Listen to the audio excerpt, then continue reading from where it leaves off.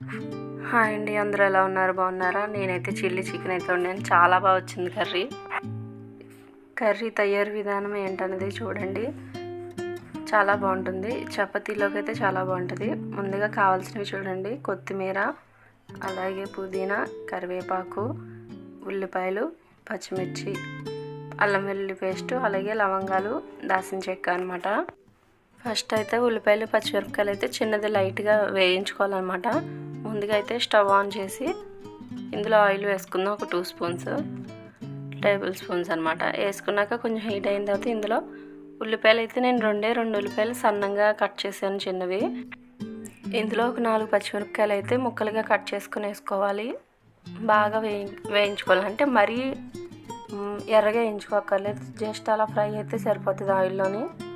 ఈ మాత్రం ఇలా వేయితే సరిపోతుంది. వీటన్నిటిని మళ్ళీ ఒక ప్లేట్లోకి తీసేసుకోవచ్చు. జస్ట్ అలా ఫ్రై అయింది కదా, ఇప్పుడు వీటిని పక్కకు తీసుకొని పెట్టుకోవచ్చు. ఇప్పుడు ఇదే ఆయిల్లోనే నేను కడిగి పెట్టుకున్నాను చికెన్ ఆల్రెడీ, అదైతే వేసుకొని బాగా కలిపేసుకోవాలి. చికెన్లో చిన్నది సాల్ట్ వేసి కడుక్కుంటే మనకి ముక్క అన్నది చెప్పబడదు. తర్వాత వాటిని వేయించుకుంటున్నప్పుడు కూడా, ముక్కల్ని వేయించుకున్నప్పుడు కూడా చిటికెడు పసుపు, అలాగే 1 స్పూను సాల్ట్ కూడా వేసుకొని వేయించుకుంటే దానిలో ఉన్న నీరంతా వచ్చేస్తుంది అనమాట. మనం ఎప్పుడైనా సరే చికెన్ కర్రీ వండుతున్నప్పుడు ఫస్ట్ అలా వేయించుకొని వండుకుంటే చికెన్ ముక్క గట్టిగా ఉంటుంది అనమాట. ఇప్పుడు ఒక మిక్సీ జార్ తీసుకొని దాంట్లో కిందాక వేయించుకున్న ఉల్లిపాయలు, పచ్చిమిరపకాయలు వేసుకోవాలి. అలాగే కొంచెం కరివేపాకు, పుదీనా, కొత్తిమీర, అలాగే లవంగాలు, దాల్చిన చెక్క, యాలక్కాయలు. ప్రత్యేకించి అయితే మసాలా పౌడర్ ఉంటే అలా వేసుకోవచ్చు, లేదంటే ఇలా వేసుకోవచ్చు అనమాట. ఏదైనా బెటరే. నేనైతే ఒకసారి ఇంకా ఆడేస్తున్నాను మిక్సీలోని. ఇదంతా కలిపి ఒకసారి పేస్ట్ చేసుకోవాలి, మెత్తగా చేసుకోవాలన్నమాట. బరగ్గా కూడా కాదు, బాగా మెత్తగా చేసుకోవాలి. ఇదిగో ఇలాగా.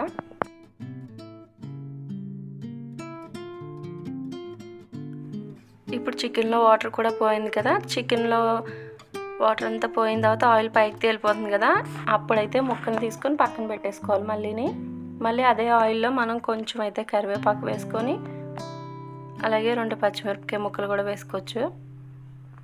అది కొంచెం వేగిన తర్వాత అందులో ఉల్లిపాయ ముక్కలు వేసుకోవాలి. ఉల్లిపాయ ముక్కలు వేసుకుంటేనే బాగుంటుంది కర్రీకి.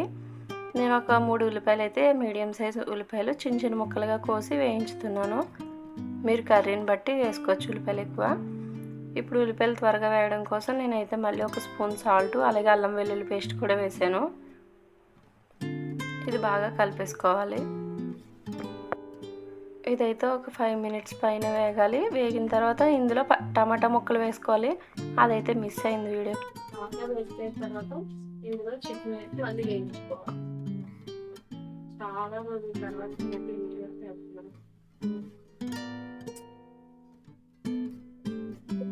తర్వాత ఇందులో గరం మసాలా, ఇంకా తక్కువ పొడి, ఇవన్నీ వేసుకోవాలి.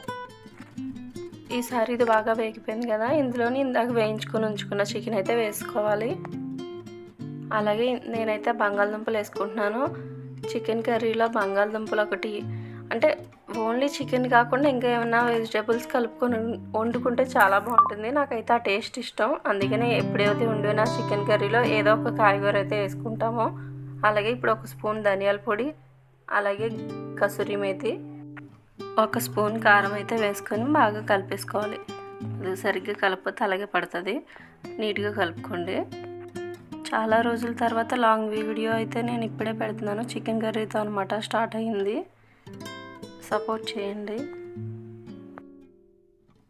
ఈ కర్రీ అయితే నేను సెకండ్ టైం వండడం, చాలా బాగుంటుంది. ఖచ్చితంగా ఒకసారి ట్రై చేయండి మీరు.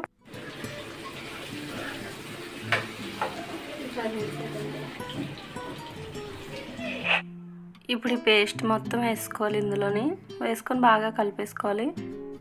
మనకి కర్రీని బట్టి గ్రేవీ ఎక్కువ చేసుకోవాలన్నమాట. అంటే కొంచెం కర్రీ, 1 కేజీ కర్రీ అనుకోండి, ఒక 4-5 ఉల్లిపాయల దాకా వేసుకొని మనం ఫ్రై చేసుకోవచ్చు. మీకు అప్పుడు దాన్ని బట్టి పడుతుంది. కొత్తిమీర కానీ, కరివేపాకు కానీ, పుదీనా కానీ.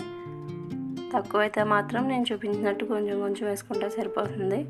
ఇప్పుడు ఇది బాగా వేగిపోయింది కదా, ఆ పేస్ట్ వేసిన తర్వాత బాగా వేగిపోవాలి. ఒక 10 నిమిషాలు. ఆయిల్ పైకి తేలిన తర్వాత అందులో నీళ్ళు వేసుకొని మనం మూత పెట్టేసుకోవడమే. అలా ఒక 10 నిమిషాలు అయిన తర్వాత మనకి దగ్గరగా అయిపోతుంది. అప్పుడు సర్వ్ చేసుకోవడమే దాన్ని, అంతే.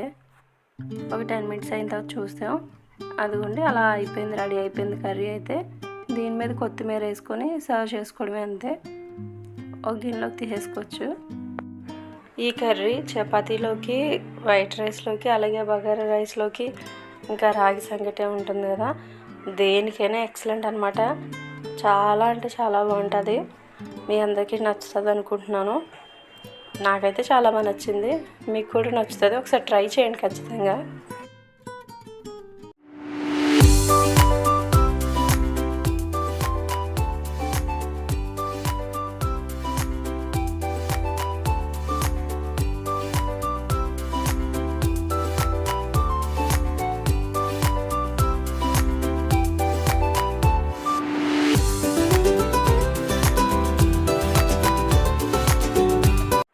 చూసారు కదా చిల్లీ చికెన్ తయారు విధానం. మీ అందరికీ నచ్చితే కనుక నా ఛానల్ని లైక్ చేయండి, షేర్ చేయండి, సబ్స్క్రైబ్ చేసుకోండి. మరిన్ని వీడియోస్ కోసం గంట సింబల్ని క్లిక్ చేయండి, నోటిఫికేషన్స్